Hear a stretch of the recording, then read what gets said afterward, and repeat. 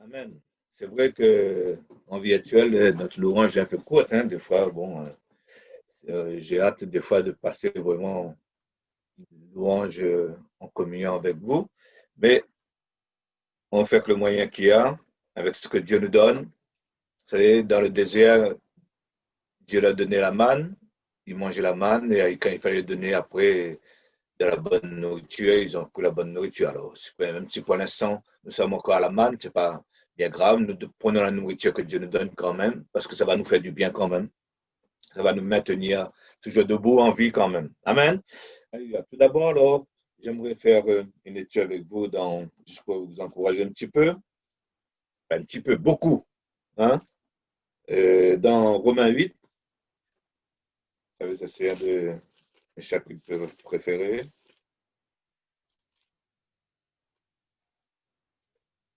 Romains 8, verset 28.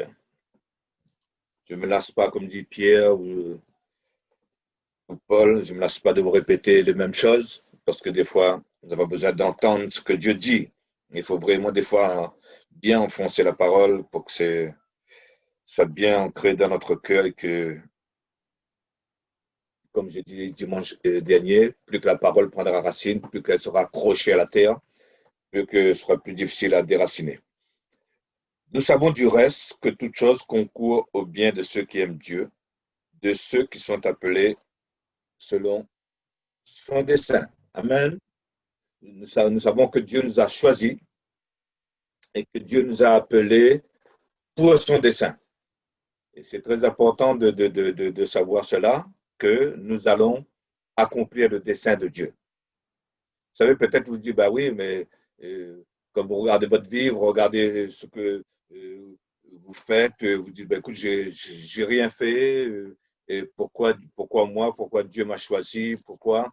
Mais vous savez, quand Jésus a commencé son ministère, lui-ci, il n'avait rien fait. Et pourtant, Dieu lui a dit, celui-ci est mon fils bien-aimé en qui j'ai mis toute mon affection. Parce que Dieu, comme j'ai dit ces derniers temps, Dieu connaît le futur. Dieu sait ce que tu vas accomplir. Et Dieu savait aussi ce que Jésus allait accomplir. C'est pour ça qu'il pouvait dire que celui-ci est mon fils bien-aimé en qui j'ai mis toute mon affection. Et si Dieu te dit aussi que tu es aussi sa fille, son fils bien-aimé en qui il a mis toute son affection, et il sait que ce que tu vas faire. Alors ne te juge pas toi-même, ne te dis pas des choses que Dieu ne dit pas, hein, parce que des fois, l'ennemi met des mauvaises pensées dans notre tête afin que nous puissions penser autre chose de ce que Dieu pense de nous. Dieu dit que tu es son enfant, que tu es sa fille, que tu es son fils, et il est notre Père, il va s'occuper de nous. Hein, c'est un bon Père, il va s'occuper de nous, il va prendre soin de nous. S'il faut nous corriger, il va nous corriger parce que nous sommes ses enfants. De la même manière que nous voulons le meilleur pour nos enfants, Dieu veut aussi le meilleur pour nous. Et Dieu est le meilleur et il va nous donner le meilleur. Amen. Voilà. Hein, je continue. Car ceux qu'il a connus d'avance, il les a aussi prédestinés à être semblables à l'image de son Fils. Vous voyez là où Dieu veut vous emmener? À l'image de son Fils. Car ceux qu'il a connus d'avance, Dieu vous a connus, Dieu sait, il vous a appelé, Dieu vous connaît. Et qu'est-ce qu'il va faire maintenant? Il va faire de sorte que vous allez ressembler à son Fils. Et Dieu a mis un processus, il y a un processus qui est mis en place pour que de plus en plus, tu vas ressembler à son Fils. Et tu vas y arriver parce que c'est Dieu qui nous guide, c'est Dieu le coach, c'est le Saint-Esprit qui est en train de nous façonner à l'image et à la ressemblance de Christ. Hein? Voilà. Afin que son Fils soit le premier-né de beaucoup de frères. Dieu veut que nous ressemblons à Jésus. Dieu veut que nous soyons comme lui. Et nous allons devenir comme lui parce que nous faisons confiance en Dieu. Ne regardons pas ce que nous étions, ne regardons pas ce que nous sommes, ne regardons pas, nous faisons confiance simplement à la semence que nous avons reçue, c'est-à-dire à tous ceux qui l'ont reçu, la parole, il a donné le pouvoir de devenir enfant de Dieu. Il y a une semence en toi, et cette semence, c'est la semence de Christ, et cette semence de Christ va grandir et de plus en plus, tu vas ressembler à Jésus. Ne regarde pas à ce que l'ennemi veut te dire, à ce que l'ennemi dit de toi, mais regarde le processus que le Saint-Esprit va faire dans ta vie. Dieu, il a dit, il n'abandonne jamais ce qu'il a commencé. Il a commencé une bonne œuvre en toi et il va l'accomplir, cette bonne œuvre. Alors, fais-lui confiance. Même si tu n'arrives pas à te faire confiance. C'est pour ça que Paul va dire aussi, si votre cœur vous condamne, ben, Dieu est bien plus grand quoi que votre cœur, parce que Dieu connaît la vraie image, Dieu connaît la vraie personne qui vous êtes. Alors, faites confiance en Dieu. Si Dieu dit que tu es son enfant, il va s'occuper de toi. Laisse-lui faire, il va faire le travail. Des fois, nous voulons faire plein de choses. Vous savez, des fois, un peu comme les personnes catholiques, des fois, ils se châtient, ils marchent à genoux, ils font plein de choses pour avoir l'approbation de Dieu. Mais nous n'avons pas à faire toutes ces choses. Dieu, dans Romains 5, il dit que Christ nous a aimés lorsque nous étions encore pécheurs. Et Dieu, maintenant, il ne va pas nous laisser pécher. Nous avons reçu sa semence et il veut que cette semence grandisse en nous pour que de plus en plus nous ressemblons à son Fils. Et il dit ici au verset 30, et ceux qu'il a prédestinés, il les a aussi appelés. Et ceux qu'il a appelés, il les a aussi justifiés. Et ceux qu'il a justifiés, il les a aussi glorifiés. Alors, nous ne devons pas avoir peur de quoi que ce soit. Nous ne devons pas nous devons seulement faire confiance. Appuyez-vous sur cette parole, méditez cette parole, mangez cette parole. Et il faut que cette parole soit bien digérée dans votre esprit afin que votre esprit soit fort et que vous compreniez ce que le Saint-Esprit est en train de dire dans la bouche de Paul ici. Et au verset 31, il dit, que dirons-nous donc à l'égard de ces choses? Si Dieu est pour nous, qui sera contre nous? Même toi, tu ne peux pas être contre toi. Laisse Dieu faire le travail parce que Dieu est en train de faire un travail dans nos vies. Et fais-lui confiance, il va accomplir ce travail, il va réussir. C'est vrai, on peut penser que l'ennemi peut nous mettre toutes sortes de pensées dans notre tête, mais nous appuyons, nous sommes des enfants de Dieu, mais nous appuyons sur ce que Dieu dit. Et nous donnons Dieu la permission, Seigneur, ce corps, je te l'ai donné. La semence de Christ habite dans ce corps, comme Paul dit, oui, c'est fragile, dans le vase dans lequel Dieu a mis ce trésor, mais Dieu va veiller là-dessus. Donnez-lui simplement, nous devons simplement lui donner la permission de travailler dans nos vies. Il va le faire. C'est sûr que nous voyons encore des imperfections, mais Dieu va faire de sorte que ces imperfections s'en aillent de plus en plus à cause de la loi de l'esprit de vie qui parle aussi dans Romains 8 au chapitre 2. Alors, n'ayez peur de rien. Dieu est pour toi et il te connaît. Il sait que tu vas atteindre ton but. Il sait que tu vas devenir comme son fils. Parce que son fils, c'est le premier-né. Et Dieu et Jésus dit, voici moi et les enfants que tu m'as donnés. Et c'est pour ça que Jésus dit, la parole dit aussi qu'il n'a pas eu honte de nous appeler ses frères et ses sœurs. Dieu nous connaît. Dieu, et Jésus, il n'a pas eu honte, n'a pas honte de toi. Jésus n'a pas honte de nous. Pourquoi? Parce qu'il sait le travail que le Saint-Esprit va faire dans votre vie et quel est le résultat que ça va amener. Parce que Jésus ne voit pas maintenant, mais il voit plus loin. Il voit ce que tu vas devenir. Tu seras comme lui. Et c'est pour ça qu'aujourd'hui même, il n'a pas honte de t'appeler ses frères et ses sœurs. Et il a dit ça, c'est un passage que mes frères et mes sœurs sont ceux qui font la volonté de mon Père. Et nous voulons accomplir les desseins du Père. Amen. Faire ce que Dieu nous demande. Et c'est pour ça que quand nous prions, notre attitude doit changer dans nos prières. Et j'avais noté ça. Et c'est vrai que nous devons pas simplement de demander à Dieu ce que nous voulons, mais apprenons à demander à Dieu ce que lui veut. Pas ma volonté, mais ta volonté. Vous savez, souvent, nous prières, nous sommes là toujours en train de dire à Dieu ce que nous voulons. Mais commençons à prier, de dire, Seigneur, toi, qu'est-ce que tu veux? Qu'est-ce que tu veux? Parce que ce que Dieu veut, ce n'est pas souvent ce que nous voulons. Et souvent, et c'est pour ça que des fois, nous sommes des fois un peu découragés dans la prière parce que nous sommes toujours en train de demander ce que nous voulons. Et Dieu a un projet. Dieu n'oublie pas que Dieu a un dessein, que Dieu va accomplir quelque chose dans notre vie. Et c'est pour ça que nous avons besoin de demander à Dieu dans nos prières, Seigneur, qu'est-ce que tu veux? Qu'est-ce que tu attends de moi pour ton dessein, pour que j'accomplisse ta volonté et non pas ma volonté? C'est vrai que Dieu respectera notre choix, mais comme je dis souvent, je rappelle que j'ai déjà dit souvent ça à l'église, quand Dieu m'a appelé, il m'a dit, tu peux dire oui, tu peux dire non. Mais voilà, considéré à la fin des apôtres? Est-ce que tu es toujours… C'est pour ça que nous devons faire ce genre de prière. Parce que Dieu ne va rien nous cacher, comme a dit Emmanuel tout à l'heure. Et Dieu veut nous révéler toutes les choses à ses enfants. Dieu, il dit que ces choses sont cachées aux sages, aux intelligents de ce monde, mais ils sont révélés à ses enfants. Dieu ne veut rien cacher à ses enfants. Bien sûr, il donne en fonction de notre maturité. Hein, il y a des choses, si c'est qu'on peut comprendre, je dis, il nous le dira, il nous les expliquera. Mais si c'est qu'on a besoin de grandir encore certaines choses, il nous fera grandir pour nous expliquer certaines choses encore. C'est pour ça que nous ne connaissons pas encore toutes choses, mais Dieu veut nous révéler toutes choses. Alors, c'est pour ça que nous devons de faire cette prière comme Jésus a fait. Lui ici, dans le jardin, et il aurait bien voulu que cette coupe s'éloigne de lui, mais il a dit, mais non pas ma volonté, mais ta volonté. Il y a des chemins que Dieu, des fois, nous demandera à suivre qu'on ne veut pas y aller. Mais nous faisons confiance parce que Dieu dit qu'il est avec nous. C'est pour ça que vous traverserez la fournaise, vous traversez l'eau, il y aura des tempêtes, mais je serai toujours avec vous. Dieu toujours jusqu'à la fin sera avec vous. C'est pour ça que lorsque Dieu nous donne son assurance qu'il est avec nous, qu'il ne nous abandonne pas, nous pouvons lui faire confiance et avancer malgré le chemin difficile, malgré qu'il y a des tempêtes, malgré il y a le feu, malgré il y a une inondation. Dieu est avec nous.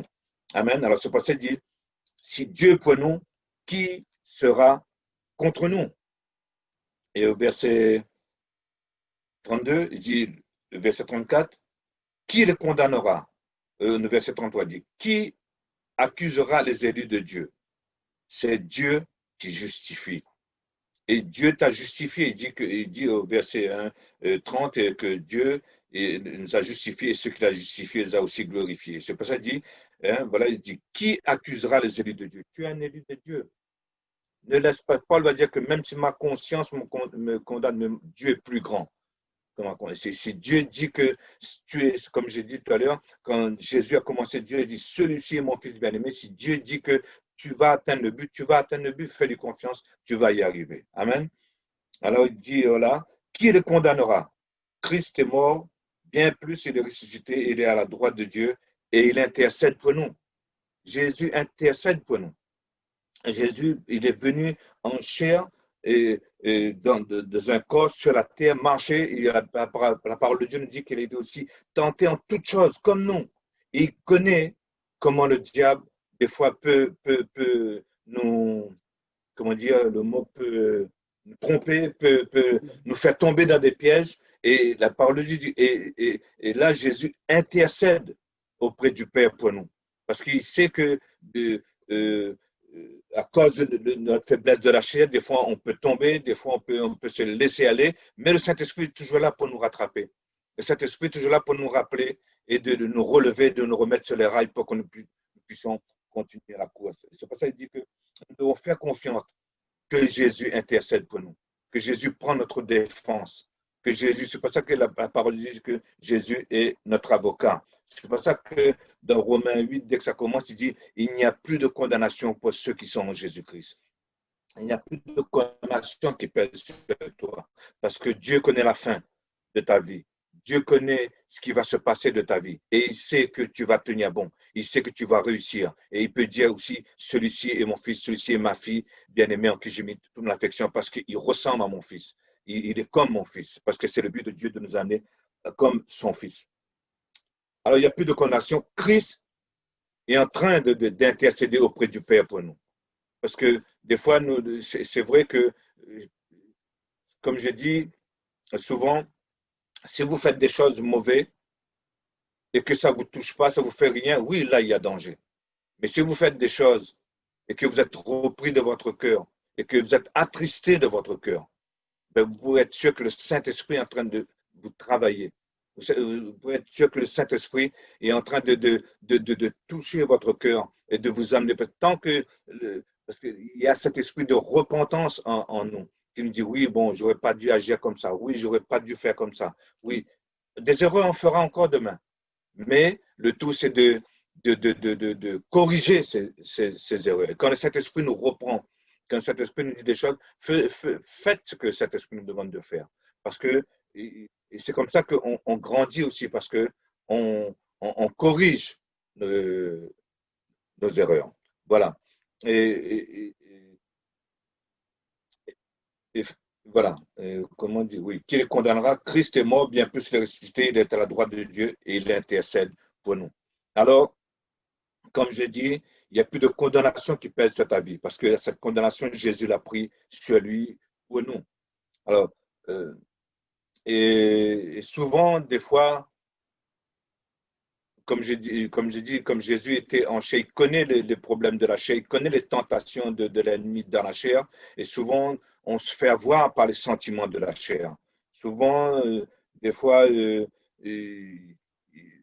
le diable sait vraiment comment nous toucher dans la chair, parce qu'il ne faut pas oublier qu'avant que nous appartenions à Dieu, on l'appartenait lui. Hein? C'est pour ça que, comme j'ai dit, on a fait ce choix maintenant de dire qu'on appartient plus au royaume des ténèbres, qu'on appartient au royaume de Dieu, parce que nous avons reçu la semence de Christ et nous sommes passés des ténèbres à la lumière. Alors, Dieu te dit, si tu es tombé, si tu te sens faible, relève-toi. La course n'est pas finie. Tu vas accomplir ta tâche. Amen. Dis avec moi, je vais accomplir ma tâche. Encore, je vais accomplir ma tâche. C'est vrai, je ne vous entends pas, ça fait que c'est pour ça que je vous fais répéter. Hein. Mais je regarde les lèvres, quoi. Hein, je lis sur vos lèvres. Hein. Je vais accomplir ma tâche. Et on va y arriver parce que Dieu ne fera jamais défaut, lui. On va y arriver. Qu'importe le combat que tu traverses, qu'importe ce que l'ennemi te dit dans ta tête, le diable est un menteur. Dis-toi bien que le diable est un menteur. Ce que Dieu dit, c'est la vérité. Et Dieu dit qu'il va accomplir sa tâche dans ta vie, que tu vas accomplir son dessein et que tu vas faire sa volonté. Amen. Alors, Dieu a mis une semence en toi qui va faire de toi un plus que vainqueur. C'est pour ça que dans Jean 4, il est dit que celui qui est en toi est plus fort que celui qui est dans le monde. Ne crois pas que tes épreuves est insurmontable. C'est pas vrai, ça c'est un mensonge du diable. Chaque épreuve, chaque bataille, comme dit Papa Jonathan, chaque bataille est gagnable.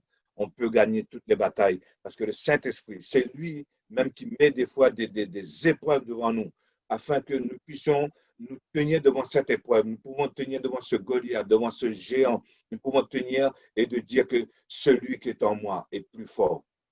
Que celui qui vit en moi est plus fort que cette épreuve, est plus fort. Je traverserai parce que celui qui a gagné toutes les batailles vit en moi et me donne aussi la victoire sur toutes choses. Nous ne devons pas, c'est pour ça que quand je vais parler ce temps de la paix de Dieu, et quand on comprend toutes ces choses, la paix aussi s'installe en nous. On ne s'affole pas dans la tempête. Il y avait la tempête, mais Jésus dormait tranquillement. Le vent soufflait, la mer se déchaînait, mais Jésus, lui, dormait. Les disciples ne comprenaient pas. Et là, Jésus dit homme peu de foi.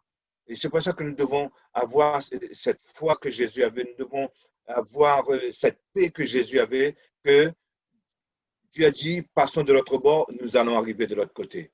Dieu a dit que passons de l'autre côté, nous allons arriver de l'autre côté. Parce que celui qui nous conduit, c'est le Saint-Esprit. Et il nous conduira. Le tout, c'est que des fois, que nous ne sommes pas des fois obéissants, des fois nous voulons faire qu'à notre tête et on perd du temps. Mais la promesse que Dieu qu'on va y arriver, on va y arriver. Hein, le peuple d'Israël, au lieu de prendre, je ne sais plus le nombre de jours qu'il devait prendre pour passer le désert pour arriver dans le pays promis, et ce n'était pas 40 ans. Mais c'est à cause de leur attitude, de la manière de fonctionner, que Dieu a dû faire un grand détour et prendre le temps avec eux pour les changer, pour les transformer, pour les renouveler, afin que vraiment ils soient prêts pour rentrer dans le pays promis. Et Dieu a fait une promesse que nous allons aller à Sion, et Dieu est en train de nous préparer pour cela. Et Dieu est en train de nous préparer, et c'est pour ça que chaque épreuve que nous traversons, c'est un défi pour nous. Et c'est là qu'on doit se lever, se tenir ferme, se mettre debout et de dire au diable, je vaincrai, je traverserai ces fleuves, je traverserai cette tempête parce que Dieu est avec moi et la semence qui est en moi t'écrasera la tête. Amen. Alléluia. Alors, faisons confiance à cette semence que Dieu a mis en nous, à la loi de l'esprit de vie. La loi de l'esprit de vie, c'est-à-dire l'esprit de Christ. Jésus est la vie, vit en nous. Et Romains 8 nous dit ici que la loi de l'esprit de vie va faire que tu vas détruire de plus en plus la loi du péché qui réside dans ton corps. Parce qu'un va prendre la place de l'autre. Un chasse l'autre. Et de plus en plus, c'est l'esprit est nourri, c'est l'esprit et nourri de la parole de Dieu, de plus en plus, la parole va devenir chère en toi. Et tu vas vivre selon les principes de la parole, non plus selon les principes que ce monde nous a inculqués, ce que la chair veut que nous fassions. Parce que nous n'allons plus accomplir les désirs de la chair, nous allons accomplir le désir de l'esprit, parce que nous sommes esprit avec Dieu. Et comme il dit dans Jean 4, qui dit que Dieu cherche des vrais adorateurs en esprit et en vérité. Et Dieu est en train de nous préparer pour que nous puissions vivre la vie de l'esprit. Amen. Alors, soyons, si tu tombes, comme je dis, il n'y a plus de condamnation pour toi. Si tu tombes, relève-toi, tire le son de cette chute et continue la course. Parce que ce n'est pas fini tant que Dieu dit ce n'est pas fini. Vous savez, même des fois, on est au plus bas, mais on entend toujours cette voix qui dit, lève-toi, lève-toi, on y va. Lève-toi, on repart. Des fois, on croit que c'est fini. Des fois, qu'on dit, ah ben ça y est, non, je vais pouvoir me relever. Mais il y a cette voix qui a dit, debout, relève-toi, tiens-toi sur tes jambes. Parce que la parole de Dieu nous fortifie et nous donnera la victoire. Amen. Alors, c'est pour ça que nous devons faire partie de ces croyants. Parce que je dis souvent qu'il y a deux sortes de croyants. Un, ceux qui se limitent simplement juste à aller au ciel. Et le deuxième, c'est ceux qui savent qu'il y a une guerre à mener, qu'il y a des villes à reprendre, qu'il y a des géants à battre afin de prendre la nation, prendre le pays, prendre le royaume et d'installer le royaume ici-bas sur la terre. Parce que le but de l'Église, c'est ça. Dieu a voulu une Église pour que la puissance du ciel puisse se manifester sur la terre à travers l'Église. Et c'est pour ça que Dieu dit, domine au milieu de tes amis. Et l'Église va dominer au milieu de ses amis. Quoi qu'il se passe autour de nous, tu fais partie de l'Église de Dieu. Dieu a un plan pour toi. Dieu a un dessein pour toi. Et nous devons faire partie justement de cette deuxième catégorie de croyants. Et cette deuxième catégorie de croyants, c'est ça qu'on les appelle les pionniers. On parlait un peu de ça aussi ces derniers temps, les pionniers. Et vous savez, les pionniers, ce sont ceux qui creusent, qui tracent un chemin. Et c'est pour ça que nous sommes en train de préparer un chemin pour cette nouvelle génération, afin que la tâche devienne encore plus facile pour eux, afin qu'ils puissent aller encore plus loin que nous encore. Et c'est pour ça que, c'est vrai, nous, les pionniers, c'est ceux qui prennent le premier coup, c'est sûr. Et c'est plus dur, mais c'est dans le but, pourquoi? Pour que la deuxième vague, lorsqu'elle arrive, elle va encore plus vite. Parce que le chemin est tracé et ils peuvent foncer, ils peuvent aller plus vite. Et le tout, à la fin, tout le monde gagne en fait. Nous, on a fait un travail, mais tout le monde aura sa récompense, tout le monde gagnera parce que nous aurons atteint notre but ensemble. Amen. Alors, faisons partie de cette deuxième catégorie de croyants qui sait qu'il y a une guerre à mener, hein, que nous sommes là et que nous avons des géants à battre. Et si vous êtes un pionnier, et c'est pour ça que vous devrez être convaincu. C'est pour ça que nous, l'Église La Villa, c'est son but et c'est mon but de vous instruire là-dessus parce que nous voulons préparer des pionniers. Parce que nous savons pourquoi Dieu a voulu cette Église, nous savons où nous allons, nous savons. Alors c'est pour ça que, comme je dis souvent, moi personnellement, comme je dis dimanche dernier, je ne cours pas derrière les gens. Je, je, je, je, je prie et Dieu envoie les gens qu'il a choisis, qu'il a préparés pour notre Église. C'est pour ça, comme j'ai dit dernier, hein, je ne cherche pas beaucoup pour mon corps. Hein, et ça, c'est très important. Et laissez Dieu de rajouter les personnes que nous avons besoin parce que c'est des pionniers. Et tout le monde n'est pas appelé à cela. C'est pour ça que je dis souvent aux gens qui viennent à l'église, soit pour la première fois ou quoi que ce soit, je dis, écoutez, si c'est votre place, si vous sentez que vous êtes un pionnier, restez avec nous. Mais si vous faites partie de cette première catégorie de chrétiens qui veut juste une place pour aller au ciel, ben, trouvez-vous une église qui vous prépare pour le ciel.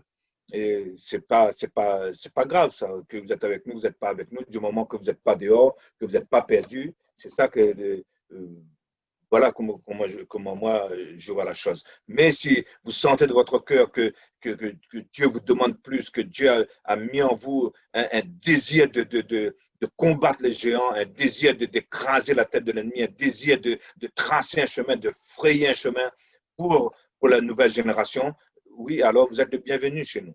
Hein, et c'est à cela que moi, le Seigneur m'a appelé pour préparer des personnes comme ça, des pionniers. Amen. C'est pour ça que nous sommes une église de pionniers. C'est pour ça que notre modèle, hein, c'est Abraham, parce qu'Abraham était un pionnier.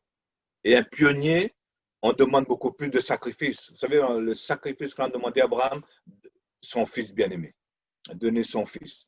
Et vous savez, c'est pour ça que des fois, nous sommes atteints beaucoup plus que des fois, nous sommes atteints de notre chair, peut-être beaucoup plus même, avant même que nous étions croyants. Hein, des fois, je dis, ben même avant que je ne croyais pas, j'avais moins de problèmes, moins de difficultés.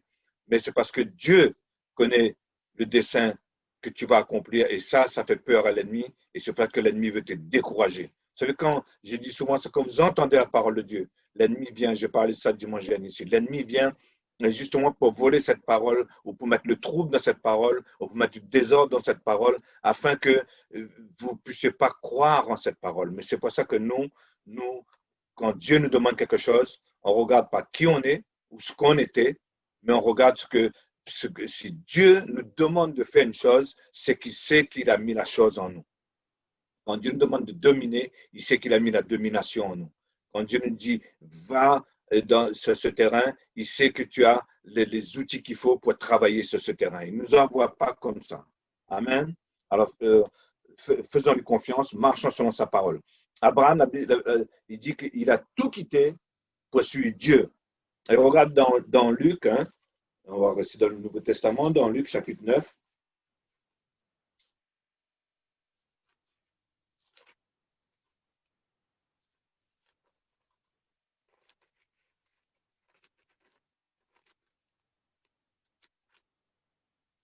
Luc 9 et au verset 23. Vous l'avez? Tout le monde a? Voilà ce que Jésus nous dit maintenant. OK? Nous sommes prêts à suivre Jésus. Tout le monde dit, ah oui, nous avons chanté, et on veut plus de toi, Seigneur. Hein? Parle-nous.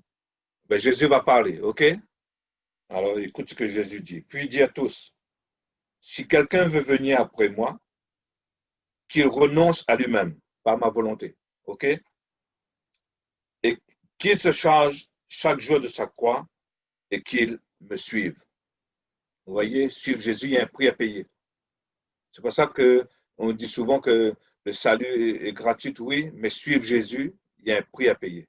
Et nous, les pionniers, on doit savoir que ça ne va pas être facile, mais que c'est possible et qu'on aura la victoire. Vous savez, quand vous remplissez, bon, je ne sais pas que tout le monde ne regarde peut-être pas le foot, mais et, il y a deux sortes de Coupe d'Europe. Il y a ce qu'on appelle la Coupe Europa et puis la Ligue des Champions. Vous savez, quand on remporte la Ligue des Champions, c'est le meilleur de tous. C'est la Coupe des Coupes.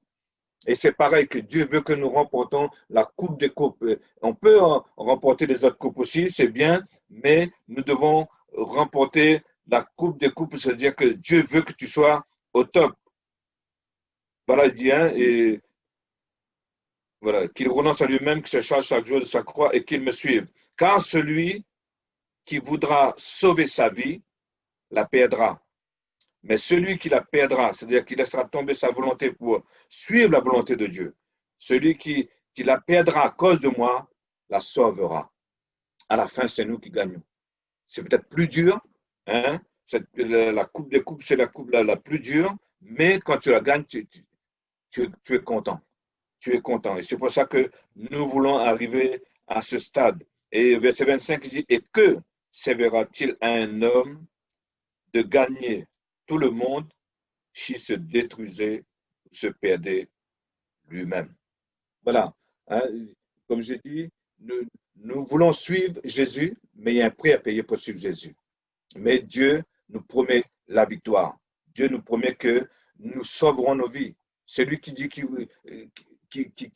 veut pas payer peut-être le prix. Ah non, c'est trop dur. OK. Mais Jésus dit, de toute façon, l'ennemi te détruira de ce monde.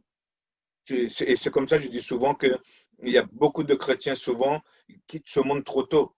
Pourquoi? Parce qu'ils ont fait le choix de ne plus suivre ce que Dieu avait prévu pour eux. Et des fois, Dieu préfère les ramener avec lui afin de ne pas les perdre, en fait.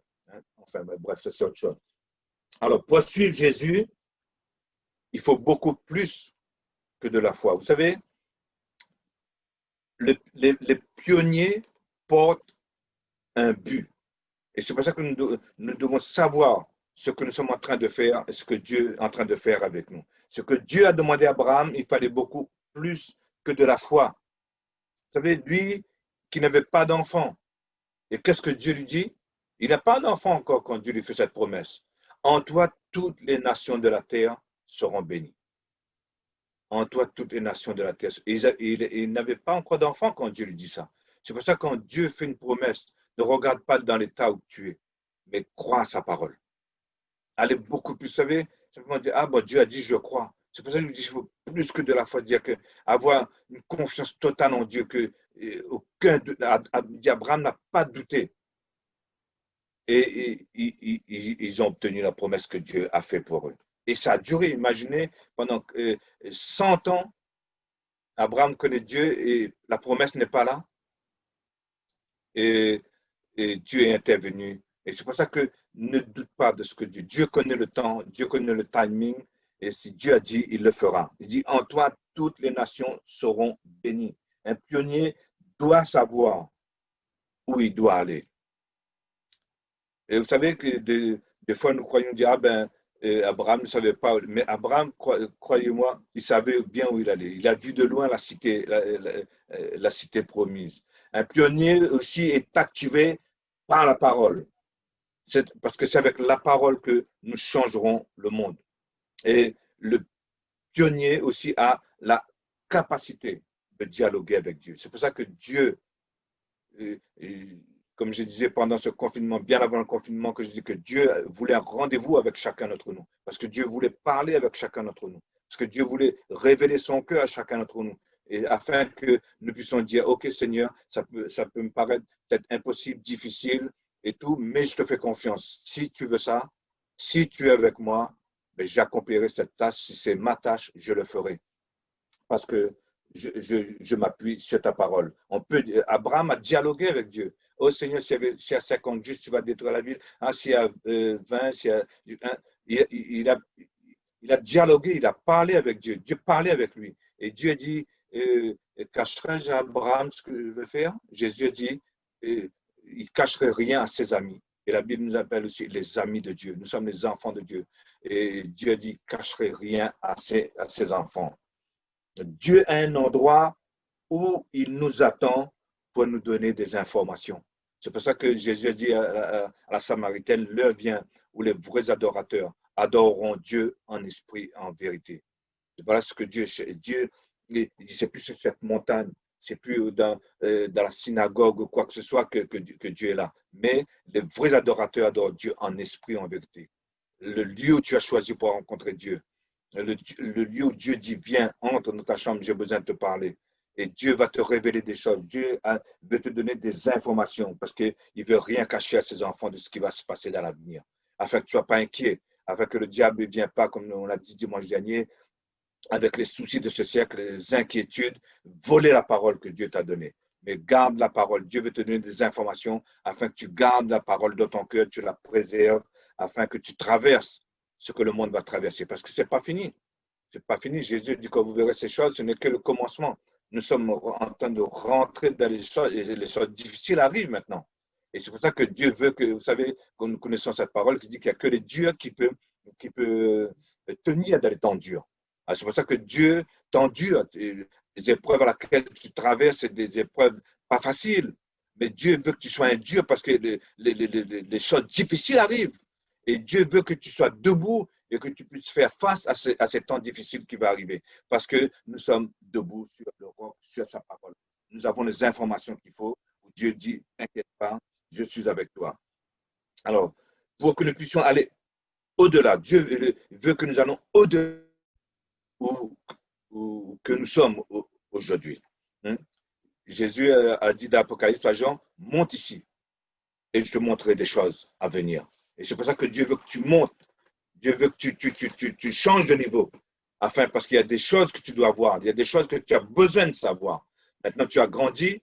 Maintenant, tu es son enfant. Et Dieu veut pas, il y a des choses qui étaient encore cachées pour toi. Et Dieu veut te le révéler. Il y a un esprit de révélation que Dieu va déverser sur notre Église. Et c'est pour ça que Vous devez, j'ai dit ces derniers temps, que Dieu circoncis vos oreilles pour entendre ce que l'Esprit dit à l'Église. Parce que là, nous sommes dans les derniers temps, nous sommes dans les temps difficiles, nous avons besoin d'entendre la voix de Dieu. Nous avons besoin d'être là où Dieu veut que nous puissions le rencontrer.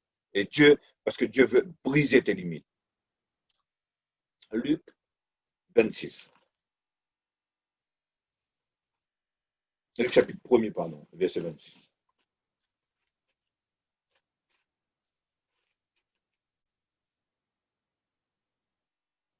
Vous connaissez cette histoire? Voilà la parole que Dieu a donnée à Marie. Et c'est pour ça que Dieu aussi veut vous donner une parole qui peut paraître difficile, impossible. Moi, je prends cet exemple pour vous donner un exemple de la Bible, mais Dieu va vous parler de cette même manière. Dieu va vous donner aussi une parole concernant son dessein, concernant son plan pour l'avenir. Au 6e mois, l'ange Gabriel fut envoyé par Dieu dans une ville de Galilée appelée Nazareth, auprès d'une vierge fiancée à un homme de la maison de David, nommé Joseph. Le nom de la vierge était Marie. L'ange entra chez elle et dit, je te salue, toi à qui une grâce a été faite. Le Seigneur est avec toi. Et regardez ici, il dit, troublé par cette parole, Marie se demandait ce qui pouvait signifier une telle salutation. Vous savez, des fois, Dieu peut nous dire des choses qui peuvent nous paraître invraisemblables. Et, ah non, non, c'est pas possible. Dans Habakkuk, il dit, et il y a des choses, même si je vous le disais, vous ne le croyez pas. Et Dieu va faire tellement de choses extraordinaires. S'il nous disait tout, on ne le croirait pas. Alors c'est pour ça que ici aussi, Marie, elle est troublée. Alors ne soyez pas troublés lorsque Dieu va vous parler, lorsque Dieu va vous révéler des choses, lorsque Dieu va vous dire des choses. Notez-le, ne laissez pas les soucis de ce siècle, ne laissez pas les inquiétudes, ne laissez pas rien venir voler la parole que Dieu veut vous dire. Et moi, je vous le dis, que cette parole ne sera pas dite comme ça dans un micro, sera dite dans le secret de votre chambre, face à face avec Dieu, parce que Dieu veut un rendez-vous avec vous. Et Dieu veut que vous ayez la certitude que ce n'est pas une deuxième main qui vous a parlé, mais que c'est vraiment, c'est lui qui vous a parlé. Et que je serai là simplement, ou un frère et une soeur sera là simplement pour confirmer ce que Dieu vous a dit dans votre chambre. Alors c'est pour cela que mettez-vous, prenez ce temps, mettez-vous devant Dieu. Dieu va vous révéler son plan pour l'avenir. Dieu va vous dire quel est le dessein qu'il a mis en vous afin que vous puissiez accomplir votre tâche, votre mission, votre dessein. Et afin que lorsque arrive une tentation, vous pouvez dire, OK, si c'est ma mission d'aller jusqu'à la croix, j'irai. Jésus a dit, celui qui veut me suivre, qui se renonce à lui-même. OK, si je dois me renoncer pour suivre cette tâche, je renoncerai. Parce que tu as dit, celui qui perdra sa vie et la retrouvera. Et ça, il faut que vous soyez convaincu de votre tête que Dieu vous a fait une promesse. Il faut que vous soyez convaincu que Dieu vous a parlé. Vous savez, quand Dieu a parlé à Abraham, il dit quitte tout. Vous savez, tout abandonné. C'était pas évident pour lui. Mais il a entendu la voix. Il savait que Dieu a parlé et il a obéi à Dieu. Amen. Et c'est pour ça que ces derniers temps, c'est ce que Dieu va nous apprendre, l'obéissance. Et c'est quelque chose qui n'est pas facile parce que nous avons toujours habitué à obéir à la chair plus qu'à l'esprit. Et Dieu veut que nous soyons sensibles à la voix de l'esprit et que nous apprenons à obéir. C'est pour ça que Dieu peut des fois nous demander des choses fous, folles aux dieux du monde. Vous savez, imaginez quand Dieu demandait à Ézéchiel de rester 6 mois allongé sur un côté. Les gens, quand ils voyaient Ézéchiel allongé pendant 6 mois sur un côté, ils disaient, mais il est fou, ce gars-là. Hein? C'est Dieu qui peut demander une chose pareille. Mais Dieu peut nous demander. Et c'est pour ça que c'est juste pour apprendre l'obéissance. Et vous savez, quand Jésus est arrivé, c'est le moment de commencer son ministère, qu'est-ce qu'il a fait pendant ces 30 ans? Il a appris l'obéissance. Et vous savez, avant que nous rentrons, et là, je vous donne une révélation, avant que nous rentrons dans notre ministère, avant que nous pratiquions notre ministère, ce que Dieu a préparé pour nous, Dieu veut que nous apprenions l'obéissance. Jésus a dû apprendre l'obéissance. Quand il était dans le temple en train de faire la volonté de Dieu, mais quand la Bible dit que ses parents sont venus chercher, il a reprimandé, et on n'a plus entendu parler de Jésus jusqu'à 30 ans. Parce qu'il dit qu'il fut soumis à ses parents. Il a appris l'obéissance. Vous savez, ça c'est quelque chose qui n'était pas facile pour Jésus d'apprendre l'obéissance. Il était Dieu, il avait l'habitude de donner des ordres, Il a l'habitude de commander, il parle et la chose arrive. Il parle aux éléments de ce monde, il parle à la terre, il parle au soleil, il sépare la lumière des ténèbres. Il a tout créé, Jésus. Et là, il doit apprendre à obéir maintenant. C'est plus lui qui donne des ordres, c'est lui qui doit apprendre à obéir. Et vous savez, ça, c'est quelque chose qu'on n'aime pas. La nature de la chair n'aime pas ça, obéir. Et c'est pour ça que Dieu va nous préparer à apprendre l'obéissance, afin que nous puissions pratiquer notre ministère. Et quand nous arrivons, quand l'obéissance est atteinte, là, Dieu dit, là, va amener Jésus, et dit, le ciel fut ouvert, et l'Esprit est descendu sur lui, et il est rentré dans ce ministère, et il a accompli tout ce qu'il a accompli. Hein, tout ce que nous voyons dans l'Évangile. Alors, c'est pour ça que quand Dieu vous donne une parole, sache que l'ennemi va venir. Hein. Alors, je t'en lire Luc, hein, mais si vous lisez l'histoire de Marie, il faut se mettre aussi dans le contexte de l'époque. Vous savez, à l'époque, une femme qui tombe enceinte, qui n'est pas mariée, c'est la lapidation. En plus, elle était fiancée à un homme. Imaginez le fiancé maintenant. Imaginez, essaye de vous remettre dans le contexte. Vous êtes fiancé à quelqu'un et tout d'un coup, vous n'êtes même pas marié, vous n'avez pas couché ensemble, vous arrivez, vous débarquez et vous êtes enceinte. Imaginez l'attitude du fiancé, mais qu'est-ce qui arrive là? On n'est pas marié, tu es enceinte. Et puis, hein, ah ben non, mais je suis enceinte, c'est l'esprit de Dieu, et c'est le Fils de Dieu. Imaginez, Dieu a dû convaincre Joseph pour accepter ça aussi. Dieu a dû parler à Joseph et imaginez, comme je vous dis, le contexte. Et Joseph, et l'attitude de Joseph était très bien parce que Joseph a dû protéger Marie. Parce que Marie, selon la loi juive, elle devrait être lapidée. Elle n'est pas mariée, elle est enceinte. Elle a commis quelque chose d'abominable et selon la loi de Moïse, elle doit être lapidée. Et Joseph a pris Marie sur sa couverture, l'a protégée et a veillé sur elle. Et c'est pour ça que si nous pouvons imaginer cette parole, nous, quand nous lisons l'histoire, nous connaissons la fin de l'histoire. Une belle histoire. Mais imaginez quand Marie a entendu cette parole, vous croyez qu'elle était joyeuse? Je ne pense pas qu'elle était heureuse quand elle a entendu ça. Tu vas devenir enceinte. Ben, je n'ai pas connu d'homme. Déjà en disant ça, je suis sûr que la peur commence en train de la gagner. Quoi, je vais être enceinte, mais je connais personne. Je connais pas d'homme. Et qu'est-ce qu'il va dire mon fiancé? Il essaie d'imaginer tout ce qu'elle a pu penser. Tout ce que l'ennemi a essayé de lui faire penser. Mais comment tu vas maintenant dire ça à Joseph? Comment tu vas dire ça à ta famille? Comment tu vas dire ça que un ange est venu te voir et tu es tombé, le Saint-Esprit est venu, tu es tombé enceinte. Et comment tu vas expliquer ça maintenant à tout ton entourage? Imaginez quand elle sort de là, vous croyez que je ne pense pas elle explose de joie. Elle sautait de joie, elle dit, oh, voilà. Je suis sûr qu'elle avait un tas de questions qui lui posaient par la tête. Comment les gens vont prendre ça? Mais Dieu, nous voyons après que Dieu a parlé à Joseph, que Dieu a parlé à son entourage et que Dieu les a protégés, même qu'il les a envoyés en Égypte pour les protéger de tout ce qui allait se passer. Alors, c'est pour ça que ne croyez pas que ce que Dieu va vous demander peut vous paraître au départ un sujet de joie. Alors, oui, ça va être une grande chose, mais ça peut vous faire peur. Comme j'ai dit tout à l'heure, comme Dieu a dit à Abraham, quitte tout, va. Et ça peut vous faire peur, ce que Dieu peut vous demander. Quand Jésus était là, il a vu la croix. Je ne sais pas s'il a pris peur ou quoi que ce soit, mais il a dit, Seigneur, si cette coupe peut éloigner de moi.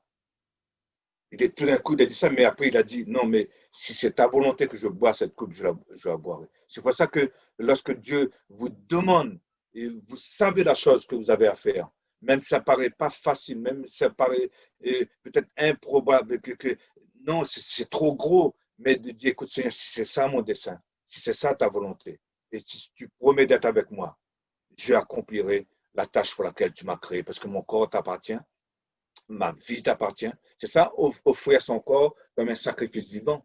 Hein, c'est ça que prendre sa croix et suivre Jésus. Hein, c'est ça, c'est renoncer à soi-même et pour suivre la volonté de Dieu. Voilà. Hein, voilà les conséquences que Marie a dû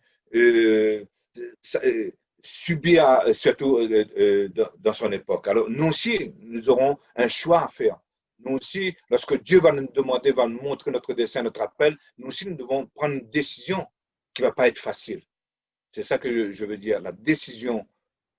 Parce que des fois, vous savez, tout le monde, quand ils sont nouveaux chrétiens, quand ils voient tout ce que Jésus a accompli, tout ce que les apôtres ont accompli, ah, je vais être un missionnaire, je vais être envoyé ici, je vais être envoyé là-bas. On voit tout le bon côté, mais il y a un prix à payer pour tout cela. Il y a un prix à payer. Des fois, les gens, vous savez, des personnes, ils vont à toutes les conférences et puis ils voient des grands ministères, des hommes avec leur grand ministère, ils disent, ah ben, pose-moi les mains, je veux recevoir ton ministère. Mais c'est pas comme ça. Tu connais le prix que ces hommes-là ont payé pour arriver à là. Vous savez, il y a un prix à payer pour avoir un grand ministère. Et c'est pour ça, Dieu veut nous donner tout ça, mais il va nous demander aussi, est-ce que tu veux payer le prix aussi de cela? Et comme j'ai dit pour moi tout à l'heure, considère la fin des apôtres. Est-ce que tu veux payer le prix pour cela?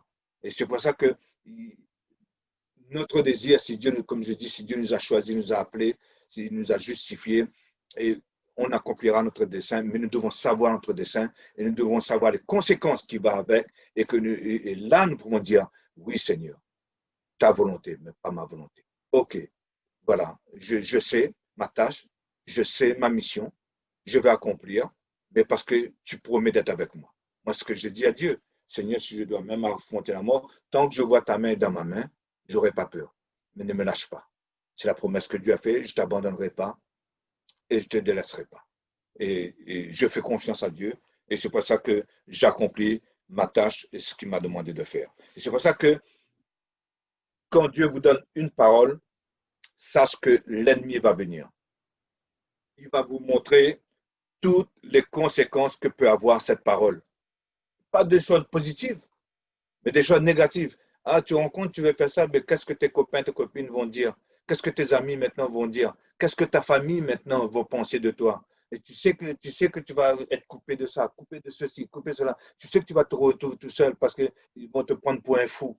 Ils vont te prendre pour... Vous savez, il y a des conséquences avec tout ce que Dieu nous donne. Vous savez, l'ennemi va essayer de mettre toutes les choses qu'il faut dans notre esprit afin que vous découragez de voler votre mission, l'accomplissement, le dessein que Dieu veut vous donner. Il sait, parce que l'ennemi sait que le dessein que Dieu a mis devant ton cœur, c'est cette semence-là qui va le détruire, qui va lui écraser la tête. Alors, c'est pour ça qu'il va essayer de se déchaîner contre vous, de mettre plein de pensées de votre tête afin que vous puissiez dire, ah non, Seigneur, j'ai choisi la première catégorie de chrétiens, moi je veux juste aller au ciel, c'est tout. Hein?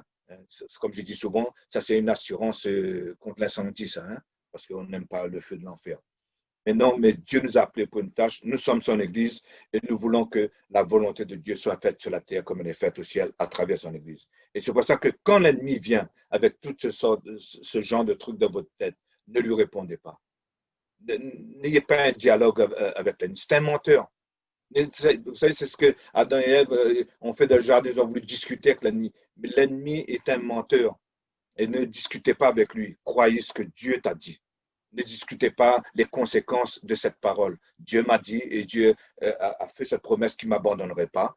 Alors, il ne m'abandonnerait pas et j'irai jusqu'au bout avec Dieu, avec ce qu'il m'a dit, avec sa parole. Alors, ne te laisse pas impressionner par personne. Parce que vous savez, comme je dis, le diable ne va pas venir en personne vers toi. Il a ses agents aussi. Il y a des personnes qui possèdent le corps aussi, qui viennent. Ça peut être des amis, des soi-disant amis, ça peut être même de la famille, ça peut être des personnes qui viennent pour te décourager, pour te dire des choses, pour t'empêcher d'accomplir ta tâche.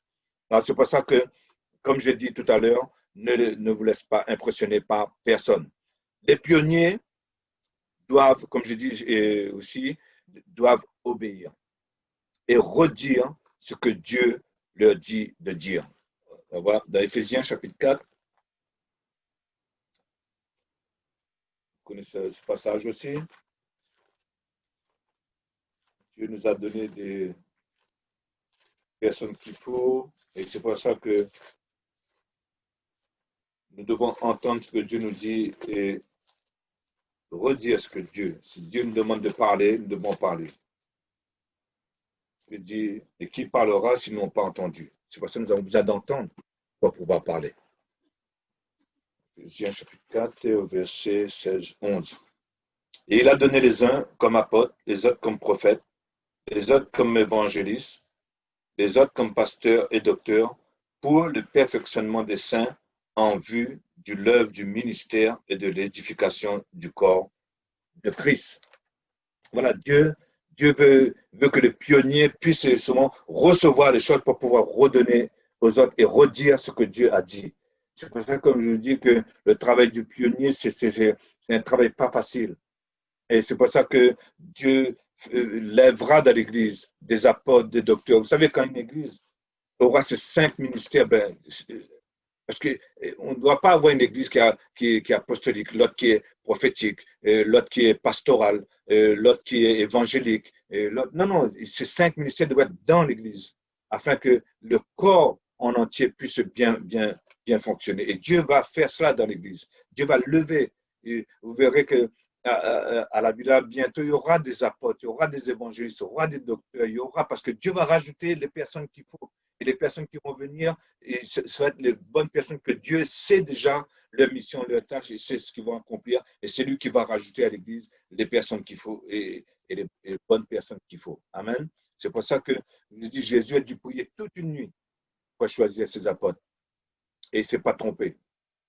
Hein? Même pour Judas, il ne s'est pas trompé parce qu'il savait ce que Judas, quel choix qu'il allait faire. Là, mais je ne vais pas rentrer là-dedans. Hein? Mais voilà. Alors, c'est pour ça que nous devons obéir et redire ce que Dieu nous demande de dire. Dieu a dit à Abraham, qu'est-ce que Dieu a dit à Abraham? Quitte ton pays, quitte ta famille, quitte ta maison, et je te montrerai. C'est pour ça que je vous dis que Abraham connaissait où il allait, parce que Dieu lui a montré. Quitte tout ça. Vous savez, il y a des choses que Dieu nous demande avant de donner. Quitte et je te montrerai. Abraham n'allait pas nulle part. Il y a un lieu où Dieu voulait l'emmener. Et quand Dieu te dit, viens, monte ici, il y a un lieu où Dieu veut que tu sois pour recevoir. Et tu verras. Quand Abraham dit, et je te montrerai. Alors c'est pour ça que, et après, on va le regarder. Genèse chapitre 12.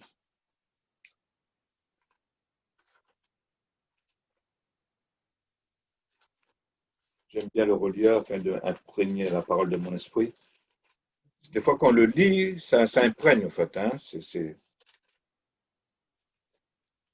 chapitre 12. Voilà. L'Éternel dit à Abraham, va-t'en de ton pays, de ta patrie et de la maison de ton père, dans le pays que je te montrerai. Vous voyez, il savait où il allait. Il faisait confiance en Dieu, il n'allait pas nulle part, il allait quelque part. Avec Dieu, on ne va pas nulle part, on va quelque part. Dieu ne révèle pas des fois toutes les choses pour déjouer le plan de l'ennemi, mais il sait où il t'emmène. Il sait où il te conduit.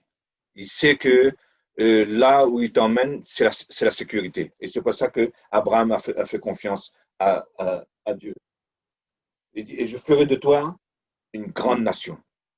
Les promesses là, hein, et je te bénirai. Je rendrai ton nom grand et tu seras une source de bénédiction. Je ferai de toi. Il va voir, quand Dieu va te parler comme ça, il va avoir un changement dans ta vie. Il va avoir un changement de ta vie. Quand on rentre dans l'obéissance, comme Abraham l'a fait, et la parole de Dieu nous dit de marcher sur les traces de notre père Abraham. Nous devons tirer leçon de comment Abraham a fonctionné avec Dieu, afin que nous puissions fonctionner avec lui. Et de la même manière que lui, marcher sur ses traces. Hein, et il dit, voilà, hein, quitte ton pays, quitte ta patrie, quitte ta famille, et je te montrerai, ça c'est OK. Et il dit, et je ferai de toi. Et c'est pour ça que quand tu vas obéir, il va y avoir un changement dans ta vie. Quand tu vas faire ce que Dieu te demande, le changement va s'opérer ici en même temps dans ta vie. Alors Dieu te dit ce matin, positionne-toi pour parler avec lui. Positionne-toi. Abraham obéit. Et la clé de tout ce que je viens de dire, c'est l'obéissance. L'obéissance. Et c'est pour ça que je crois que là, dans cette année 2021 qui va arriver, Dieu va nous apprendre l'obéissance. Passons à son école de l'obéissance. Faisons confiance au Saint-Esprit. Hein, et Dieu a le pouvoir de te faire devenir. Dieu veut nous révéler des choses sur le travail de l'Église. Vous savez, qu'est-ce que... il y a un passage que je voulais lire avec vous. Ben, c'est pas grave. Jésus, à un moment donné, a dit, quand il a choisi ses apôtres, qu'est-ce qu'il a dit? Qu'il avait choisi ses apôtres. Il a dit, suis-moi et je te ferai. Quand on suit Jésus, il y a un changement qui va s'opérer automatiquement dans notre vie. Suis-moi et je te ferai pécheur d'hommes. Et c'est pour ça que, comme j'ai dit, positionne-toi, entends la voix de Dieu et Dieu va faire de sorte qu'il y a un changement qui va s'opérer en toi, quelque chose qui va s'opérer en toi, parce que nous sommes des enfants obéissants. Vous savez, ne dites pas, le Saint-Esprit va nous guider, va nous conduire. C'est pour ça que nous avons besoin d'être connectés avec le Saint-Esprit. Ne dites pas que vous n'êtes pas prêts. Dieu va nous préparer.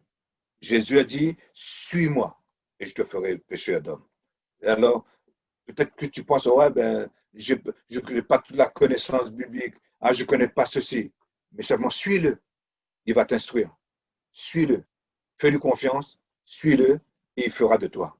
Suis-le et il fera de toi. Si tu veux méditer une parole cette semaine, médite là-dessus. Suis-moi et je ferai de toi pécheur d'homme. Obéissez et vous deviendrez. Amen. Que le Seigneur vous bénisse.